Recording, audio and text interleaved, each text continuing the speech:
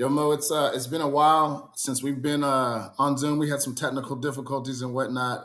We haven't done virtual interviews in quite a bit, and so we've been very fortunate to have some people that are local and people that we've been able to get in front of and sit kneecap to kneecap. But I'm very excited about today. This is really it's 4 years in the making, and I feel like we kind of owe our visionaries an apology for not getting this guest on here a lot sooner. And I take the blame for that, man. But I'm super excited, Mo. It's always good to see you. How you doing over there, my boy? I'm good, man. Can't complain. The day's off to a rousing start, and the fall is here. So my wife is even happier than normal because this is her favorite time of the year.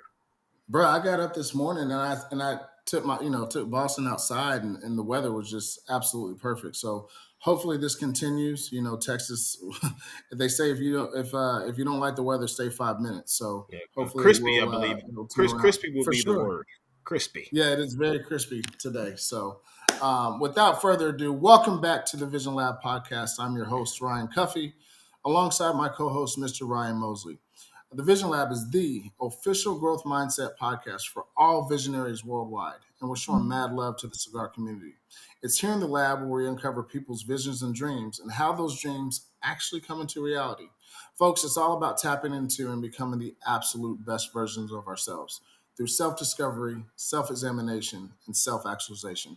Mo, I'm super excited. I got my homie from back in the day. I think we're like 20-something plus years of friendship and knowing each other. Who we got on the show today, my boy? Cuff today's guest is a native of Denver, Colorado. Cherry Creek is what I've been told. He Yes. now There you go. resides in Atlanta, Georgia. He is the president and founder of the AND campaign. Please welcome one of your favorites, Cuff, Justin Giboney, to the Vision Lab podcast. What Thank up? you, man. Thanks for the invitation, guys. What up? What up? And good morning, Gib. Can we get a little? Good.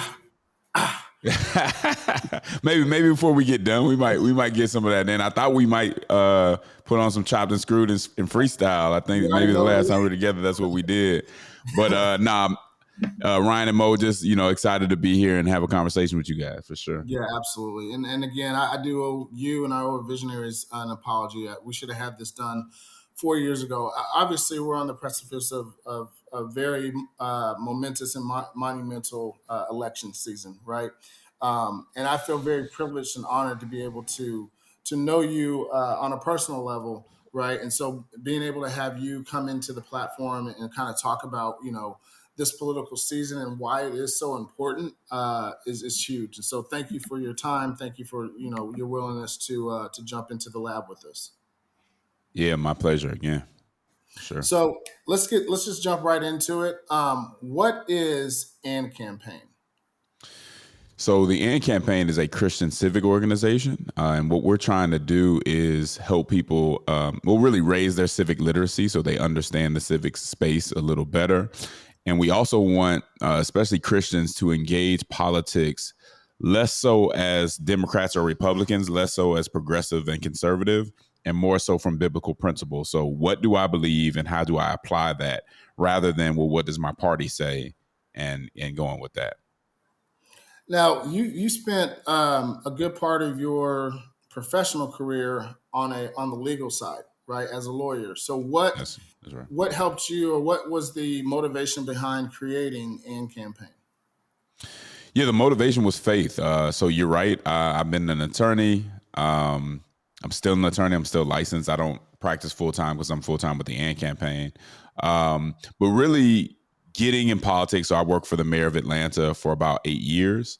During that time and afterwards, I ran campaigns around the city and in the region for candidates, for referendums when it came to water and transportation infrastructure.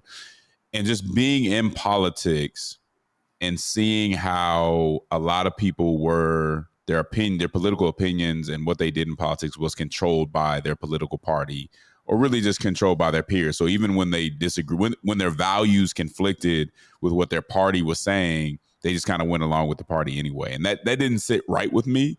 As somebody who was, raised in the church and had kind of fallen off and was getting back into my faith. I felt like I had to create a framework or articulate a framework that better help people apply their values to the issues, because our parties don't always do that. And I don't think there's anything wrong with being in a party, but we need to be able to think independently, because I think our party can send us off sometimes too. Yeah. And for me, I'm not huge in the political space, but obviously, very, in 2008 and 2012, when President Obama was elected and in office, there's a lot of decisiveness or division and divisiveness that took place during the election periods.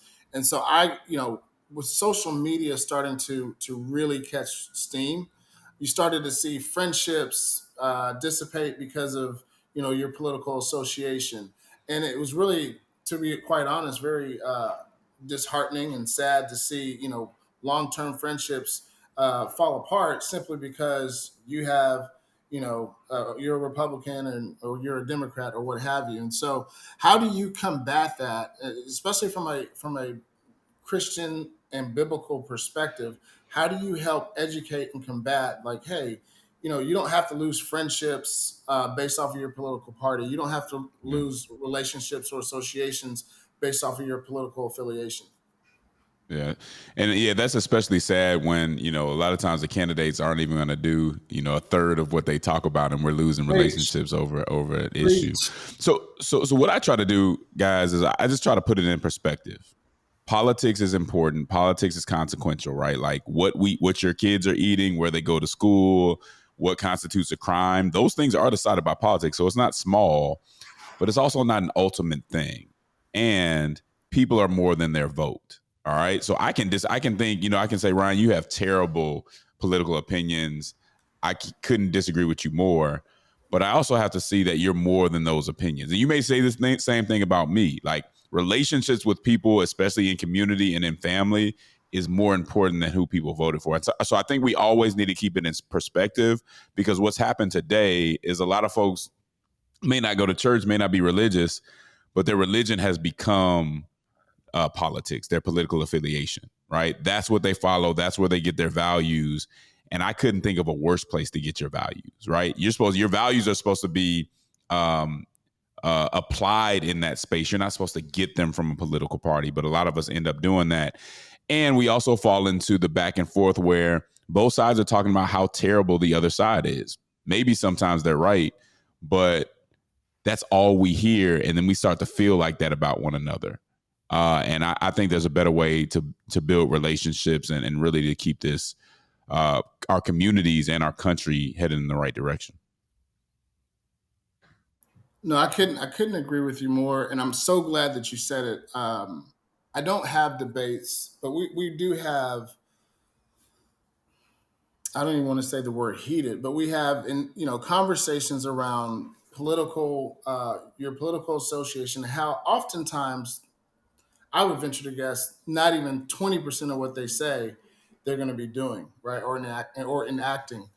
And oftentimes we're losing long-term friendships, relationships, etc. So I do appreciate you kind of diving into that. How number one, I want to get into how can people support the AND campaign. Mm-hmm.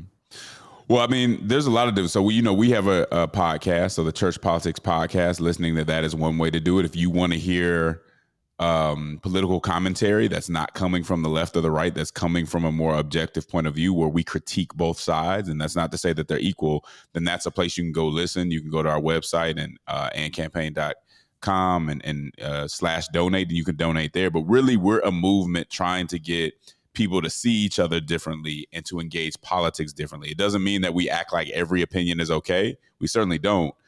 But there's an extent to which we should try to punish people and cancel people for what they believe.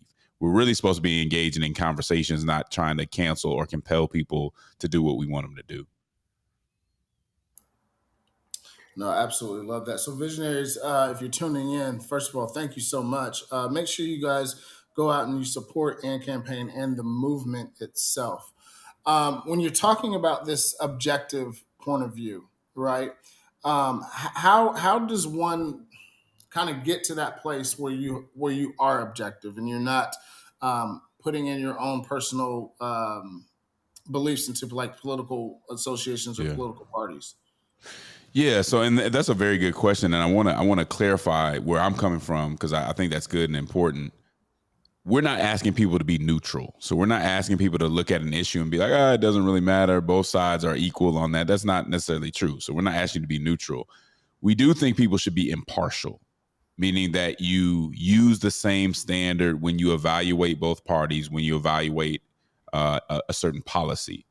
So really, it's about having a critical eye. It's about saying, okay, here's the good that this does, here's the bad that it does, rather than have a partisan eye that says my side is right and whatever we put out is out. I'm going to assume that it's right. That's a bad position to take, right? I think we should be more concerned about taking the right positions from issue to issue than trying to defend and justify our party after they've taken an issue, right? So they've taken this issue on poverty, they've taken that issue on immigration. Let me justify that because I'm assuming that it's right based on my party. No, critique the issue, see how it affects your neighbor, see how it affects you, and then make a decision from there. Don't assume that your side gets it right. And I think we too often fall into that trap. Well, I think it's historical, right? Like great grandparents were ex-political party. They supported that. That's what was passed down from generation to generation. And so that's why I'm doing it, right? And I love that you said that, let's look at this from a critical eye versus a partisan eye, right? I think a lot of times, especially with the how competitive it is right now, for the last decade and a half or so, if not longer. How do we know as constituents, as the American people, right? How do we know who to trust on what their platforms are saying? Because just because you're saying something on your platform, doesn't mean you're going to do it when you're elected into office. Yeah, good question. I think you have to look at past. What have they done in the past? Where have they stood in the past? Where do they get their support from? Right, that's going to tell you in a lot of ways. Where they might go down the road, and just evaluating the policies and what they've done before. And really, that has to be done in community. Most people aren't like me. They're not going to sit around and read policy and read on somebody's background hours and hours on the day. You got other stuff to do. You got a job, you got money to make, you got a family to take care of. But if we do it in community, if we have our podcast, if we do what you guys are doing right now and bring new information and new perspectives to people, we can get a feel for where the candidates are at. But we got to be honest when we look at what they've done and what they say they're going to do. As you know, those don't always match up. 100%. And so you open the door, as my partner likes to say. So I'm going to walk through it.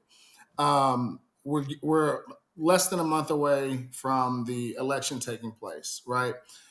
There's a big document, Project 2025. You mentioned that you have the time to kind of read through some of this stuff.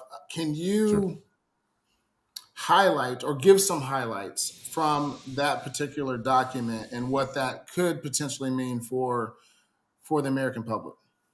Yeah. So Project 2025 is something that was put together by the Heritage Foundation. The Heritage Foundation is a conservative think tank that comes up with ideas and tries to sell it to the American people, but primarily to the right side of the aisle, right? So they're, if let's say a Republican in DC wants to come up with a policy for immigration, they wouldn't just come up with that themselves. Usually they would probably go to like a think tank like the Heritage Foundation, and the Heritage Foundation would say, hey, we've been working on this for a while. Here's how we think you should do it. So that's basically what think tanks do.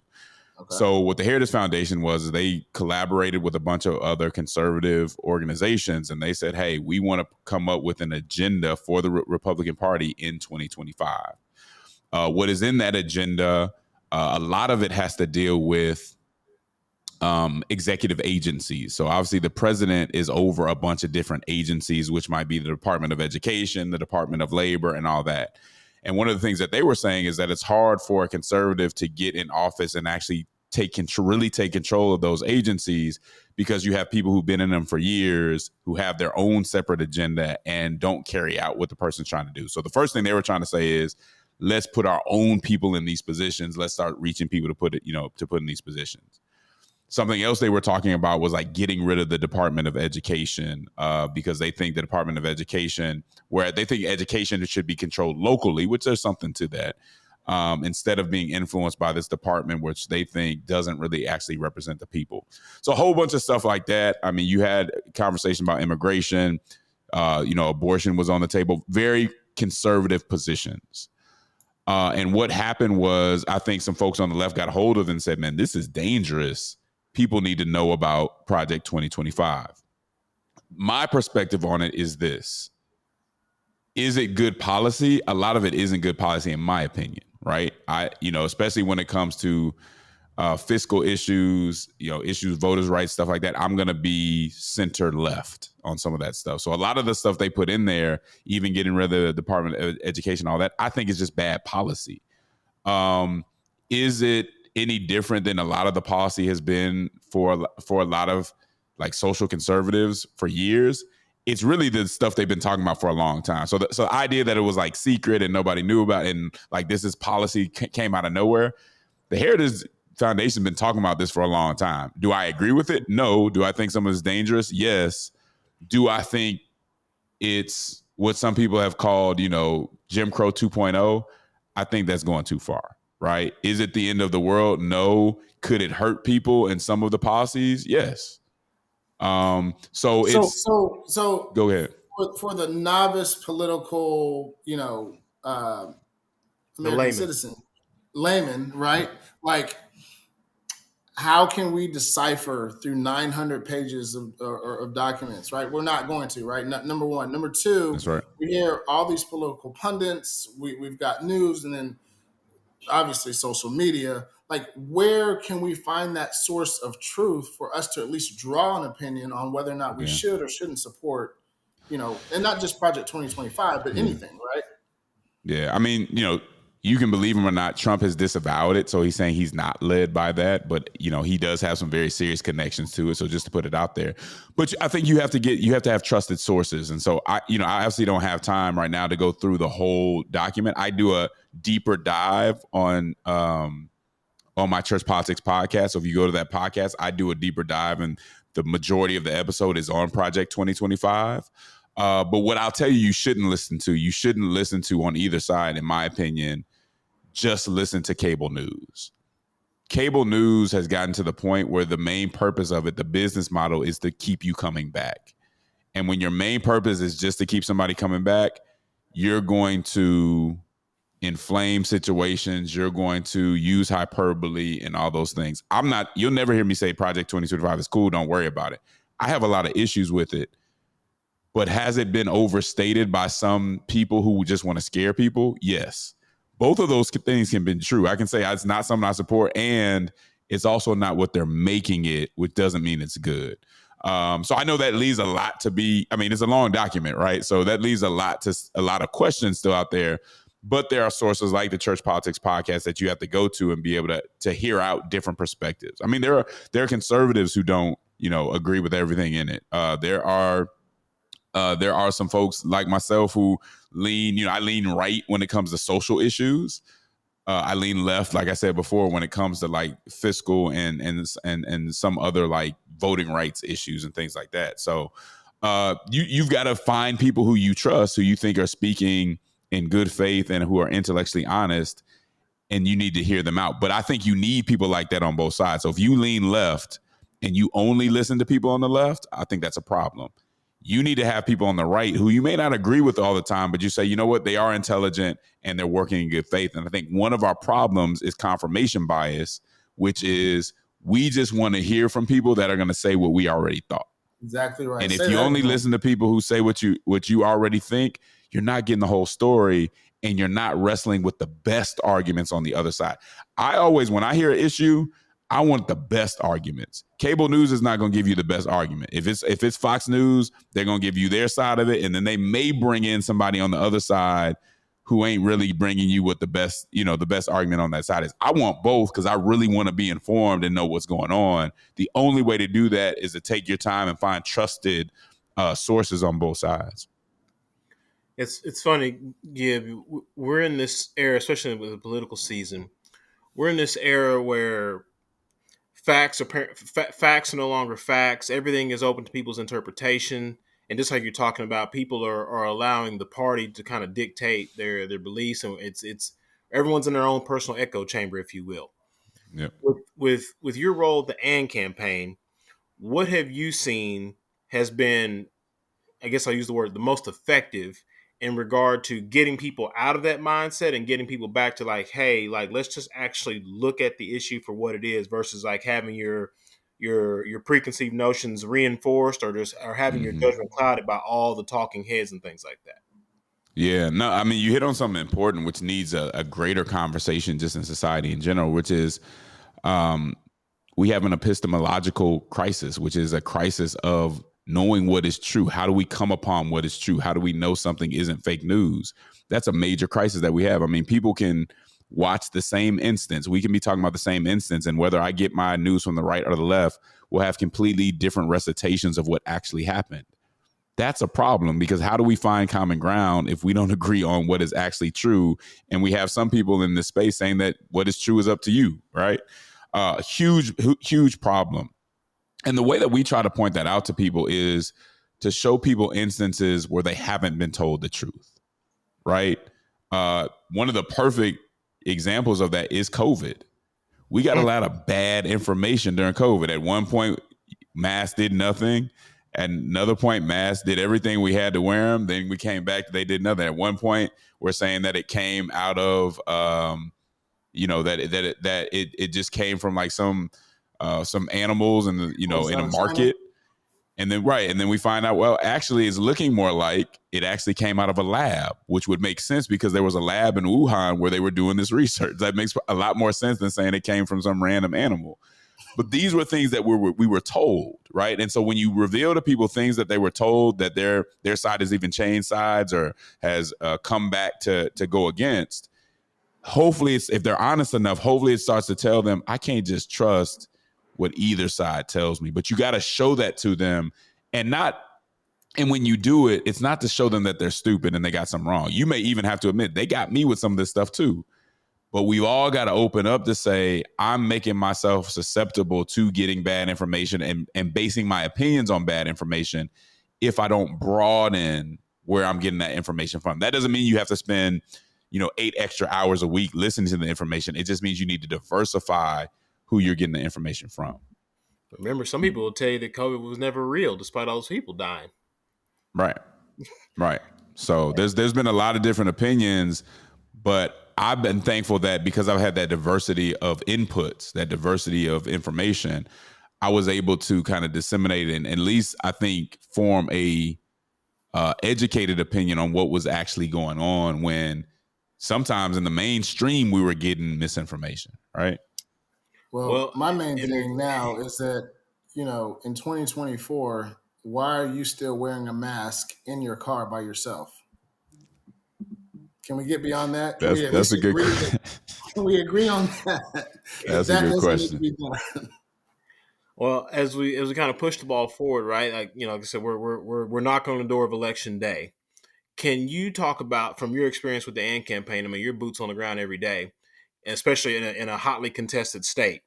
Can you talk about some of the misconceptions or bad information that's out there in regards to not even necessarily just voting, but people's voting rights and everything that kind of comes with that? Because again, you're in a hotly contested state, so every vote matters. And as we all know, like depending on where you consume your news from, you're going to see things in regards to voting and who's eligible and manufactured votes and all that. Can you just talk about what you've seen and then what you would really like to emphasize people out there when it comes to like, hey, your time to vote and just avoiding all the fluff that's in the air, if you will? Yeah, I mean, the first thing I would say is that your vote does matter, right? Don't let anybody tell you that your vote doesn't matter. You should do your homework, do your due diligence, and make the best decision that you can make. As far as voting goes, I think it's safe. Some people will tell you not to vote early because you don't know if it's going to get counted. I've seen no evidence that that's the case. So if you feel like voting early, I think that's good, because sometimes when we wait till the day of, something pops up, it's storming, something happens during the day that we can't get there. Get your vote count, be accounted for and get that in. And make sure you do that. Make sure that you're registered, right? Don't wait to the day of to look up whether you're registered or not. And for most of us, it's coming up to where we got to register to be able to vote in this election, right? So make sure you check on your information. Where's your polling station, right? And a lot of places you might be able to go to different places and early vote, but you have to go to one specific location when it comes to the day of. Do you know where that is? The other thing I would want to tell people is, guess what? There's more than just this national election on the ballot. So if you care about social justice, you care about criminal justice, you may want to know if you'll also be voting on your prosecutors, on your district attorney. You probably want to look them up and see what their records are and see what they're talking about, and not just look at the national election. So much conversation is surrounding this national election, which is consequential. But the truth of the matter is, a lot of those local elections that you're paying less attention to will have a greater and more direct impact on your life. So take the time to look at those people, have conversations about those issues, because that's gonna be important too. So those are some of the things I would point out. Go vote. Don't let anybody stop you from voting. Make sure you know what you need to take. In most places, you're going to need to bring your ID. You're going to need to be, again, registered, and make sure you have it all together before you go out. And then once you get it all together, spread that information to the people around you so that they're educated on what they need to do to move forward. But I think most people that want to vote will be able to vote if they're registered, and those votes will be counted. So anybody telling you different, I think that's wrong.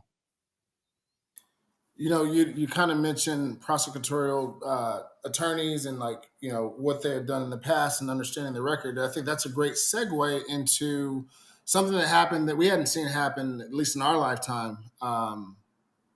With President Biden running for presidency again, and then stepping aside or stepping down. Yeah. Can you kind of talk to us about, and just put it into layman's terms, on why the Democratic Party allowed him to go so long knowing the condition in which he was in? That's part one. Mm-hmm. And then I'll ask you a part two after that. So obviously all I can do is speculate, because I wasn't in those smoke-filled rooms where they made that decision. My guess is that they thought he was the only person that could beat Trump. And so although he wasn't in great condition, and they lied, there were lies told about what kind of condition he was in, they thought, hey, he's the best chance we can get to win this, and we'll worry about what happens after that. Once they saw that he was kind of too far gone after that debate to take on Trump and beat him, because he was going to lose, it was looking really bad, they had to switch it out. Was the process of switching him out highly democratic? In my opinion, it wasn't. It was party politics, but it wasn't something that was just completely on the up and up. Do I think it's something that completely compromises democracy? No, but it was a very kind of shaky partisan process. Yeah. I mean, it wasn't clean. You believe me, he wasn't happy about it. There were threats made, and I think if put in the same position, I have no reason to think that the Republican Party wouldn't do the same thing. But that's what I think it was. Once they realized he wasn't going to win, that his health and all that wasn't in a position to give them that victory. That's all it was about. It was about that victory and winning on November 5th. And I get that, and I'm coming at you because we've known each other for 20 something years, right? And I trust you as a political source, right? My biggest qualm with all of this is that they think the American public is stupid. Like we don't have two eyes and two ears, and we can't see what's going on. And you protest all day long saying this guy is competent, he can stand the campaign trail, etc. And then clearly we can visually see that he can't. And God bless him. I hope that he has long days to live. I honestly do. Right. This is not no indictment on him specifically, but they parade him in front of us and say, no, he's good to go. And clearly he wasn't. And then you say, well, I'm not sure, who can beat Trump. Right. And then you say, well, go ahead and put all your stock behind Kamala. Right. And we'll get to her in a second. And again, this is not a political show. in terms of the Vision Lab, and you're not going to hear which way we lean one way or the other, but I'm just stating facts. So Kamala Mm-hmm. comes into the forefront, and everybody's supposed to just rally behind her. So this goes back to exactly what you're talking about in terms of just supporting your political party simply because they're either an elephant or a donkey. You Yep. know, so can you kind of talk to our visionaries about what Kamala Harris's platform is and how that differs from Trump? Yeah, well, I think her platform primarily is, I mean, the biggest issues where they differ and what she's really running on is going to be number one, abortion is her big thing, right? So she's gonna be talking about that pro-choice issue and really pushing that. I think that's one of the reasons that they thought she might be able to beat him. That's one of them. The interesting thing is that she's in a sly way kind of taking some of his strengths and said, no, that's me too. So her weakness is really on immigration, right? She was over immigration and that didn't go. I mean, you guys are in Texas. The border is just not where it needs to be. Now, is that just her fault? No, I think Republicans haven't come up with a comprehensive immigration plan either. But she was able to say, well, now I agree with having a wall. Bro, 8 years ago, no Democrat would have ever said that. And she wasn't saying that either. So the thing is, there hasn't been a whole lot of huge policy differences between the two. Like she's been running more so on the profile of it, which I think is actually not what I like to see, but I understand it strategically, right? She's kind of running on I'm not Trump. And guess what? The best bet for the Democrats to win is to run as I'm not Trump. That's been the biggest difference that you'll see. I mean, anybody who they're going to have differences on guns, even though she's kind of pushed back on that too, right? She's kind of said, well, I'm a gun owner. And, she's, yeah, anything she sees as her weakness, she's kind of moving. And they're both, I mean, he came back and said, well, I'm not going to do anything on abortion. And like, he's been all over the place too, because they're just trying to find places to kind of put a Band-Aid over some of their weaknesses and where they could bleed out. Right. So the biggest difference has really been, I'm not Trump. I'm not, MAGA. I'm not Project 2025. Right. Rather than getting to a whole lot of policy specifics. I mean, she has come out and said she'll give, I think it's $25,000 down payment to new homeowners. She did at one point talk about like price gouging at grocery stores and how she would stop that. She got some pushback on that, hasn't talked about it as much. But there hasn't been as much policy substance from either side as I would like. The big thing is, do you want Trump or do you not want Trump? And that's kind of what they've been riding on. And you hit the nail on the head for me. It's policy substance, right? I think a lot of people looked at Trump, 8 years ago and thought, okay, maybe he can at least get the economy rolling, et cetera, right? Like that's probably what he won on. But then is he responsible for the growth of the economy, or is he responsible for the pandemic? Like it gets really muddy, right? And so like, what is Trump's platform? What is he standing on? Because he's so erratic when he's got a microphone in front of him. You don't know what he's going to say, or if he means it, right? Like, I'm not going to repeat what he said, but let's just go back when he was running, and he said you can grab him by the boom. You know what I mean? Mm-hmm. And we elected this person into office, right, as the leader of the free world. Like, we're okay with that type of language to be used by our Democratic leader. So how can we trust anything that he says when he gets up in front of a microphone? Yeah, I'm not sure that I can make a defense to trust what he says. I think most of his campaign has been, are you better off now than you were 4 years ago? So that's his campaign, right? Is the economy better for you? Yeah, I am who I am. You're not going to like everything I say, whatever. Is the economy better for you? How do you feel about immigration? The economy and immigration are his main things. And then he happens to throw, people eating dog. He'll throw all the rest of that stuff in there, which I think is very unfortunate. But I think those are his main two propositions. And I think there's real criticism to say, but how you talk about people matters as the most powerful person in the world, right? how we address certain things and not just kind of freewheeling and just saying whatever matters when you're in that position. So I think if we're going to be honest and critique, there's plenty to critique on each from each candidate.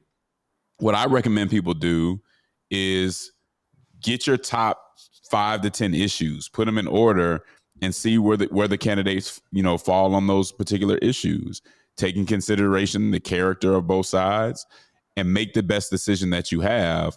But once you make that decision and you vote, your job is not to just defend and justify everything that person does. Your job is to be honest and say, even though I voted for you, you're wrong on this issue, and that needs to be pointed out. The sad thing is usually when we vote for somebody, we feel we need to defend whatever they do because we're defending ourselves and our choice. I think that's a terrible and unfaithful way to do politics. If I voted you in, then I'm actually more responsible for holding you accountable. Yeah, that's good. And I don't think people look at it from that perspective. I know we're getting close to the end here, but there's a couple more questions that I wanted to talk about. And I want to switch gears and actually talk about some of the things that you're doing, right, with the AND campaign. One of the big initiatives that you guys have is Whole Life, right, and changing the narrative on abortion with the Whole Life Project. I want to give you an opportunity to speak about that. No, thank you, man. So I think a lot of the abortion conversation is based off messaging that is dumbing down the issue. I think abortion is a very complicated issue. And I think that the left and the right try to make the issue into a bumper sticker. And by making it into a bumper sticker, we miss an opportunity to really address it honestly and really more productively. So as a Christian myself, I cannot look at an unborn baby and say it doesn't exist, right? So I can't say, hey, just do whatever you want to do. That thing in your stomach with a beating heart and flowing blood and all this stuff isn't really that. You can act like it isn't there. Do whatever you want to do. Live your truth, your body, your choice. It's not that simple, right? I mean, even the idea of your body, your choice is acting like there's no other body involved, which is erasing the baby that's there. So that's one thing. But as a Christian, I don't think I can look at that and just disregard the baby. At the same time, I can't look at that situation like I think some on the right have done and say, just don't have an abortion. That's it. I want to hear nothing else about it. No. I don't think it's that simple either, because I think a lot of women are in crisis pregnancies where they don't have the support that they need. And it shows that most women, when you ask them why they have the abortion, is because they don't think they could afford the child. So in me being someone who is pro-life, I don't want to erase the situation that some women find themselves in. And so the AND campaign whole life perspective is to say, I value the life of that child, which I will not just go along with progressives and act like doesn't exist, and I don't have to consider.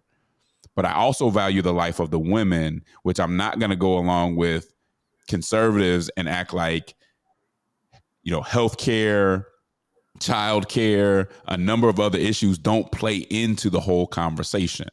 So basically what we're saying is let it be complicated and let's deal with the complexities of abortion and saying that life matters, but also saying that life after birth matters too. It's one thing to be pro-life, another thing just to be pro-birth. And that's the message that we're bringing. Like, we're just asking, especially Christians, to say, can you really look at a woman who's pregnant, has a beating heart in her stomach, and disregard that life?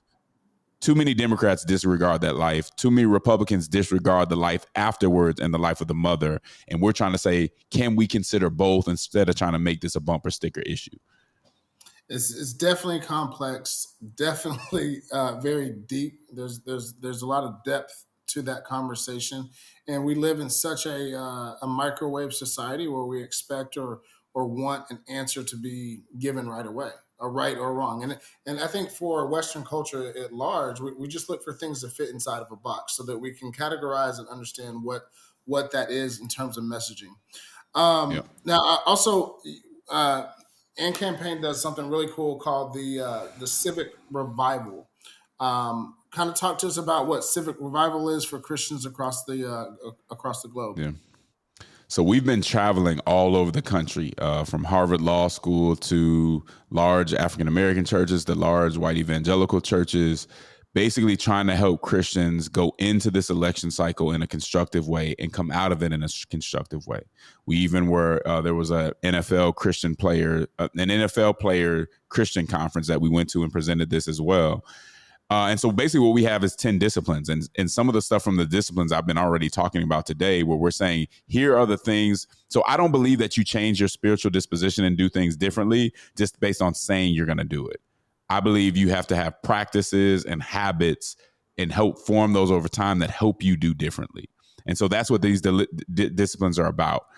So the first discipline is seeing people, not political abstractions. That's what we talked about earlier. You're more than your vote.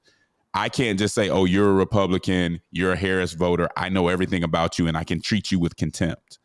That's not biblical. That's not how a Christian should act. And that's not how a good citizen should act. So it's not even, you can be Christian or not. We think these are principles that you should care about. Something else that we've talked about is another one of the disciplines is media hygiene. What's your intake and your inputs as far as the media that you're getting, and how does that help you form your opinion? If you're getting your media and your information out of the trash, then your opinion is going to be trash. And a lot of us are getting it out of places where we just want to hear what we want to hear, and we're not forming good, informed opinions.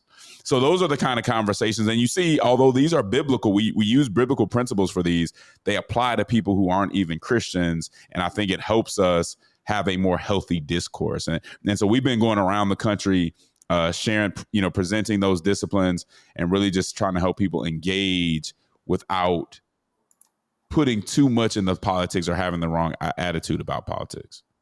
Love it. Visionaries, this has been amazing. I do want to say this. The AND campaign is growing. You guys have about 15 chapters across the country? Does that sound about right? Yeah, 15, that's right. We have 15 chapters nationwide, including in San Diego. We actually are rebuilding our chapter in Dallas. And so that's interesting too, and a great opportunity too. So, yeah, I'm in Dallas quite a bit, not as much as DC and Chicago, but yeah, I'll be back around for sure. Okay, well, we got to link up. Yep, let's do it. But no, you were saying 15 chapters. You're rebuilding one. I cut you off. I apologize. No, I was just saying, including, rebuilding. Well, the 15 doesn't include Dallas, but rebuilding one in Dallas, and just trying to reach people and give them a different way to view politics. I think a lot of people see the partisan point of view, like this duopoly that we have, as missing something, as being insufficient, and we want to present an alternative. Okay. And lastly, before we let you go, what can people do again to get behind the movement to support AND campaign? Yeah, so you can listen to the Church Politics podcast, and that's on anywhere that you get your podcast, whether it be YouTube or iTunes, Spotify, whatever. You can follow us on Instagram. That's AND campaign. Follow us on Twitter, and you can follow me at Justin E. Giboney on Instagram and Twitter as well. Awesome. Well, Mo, you got anything else?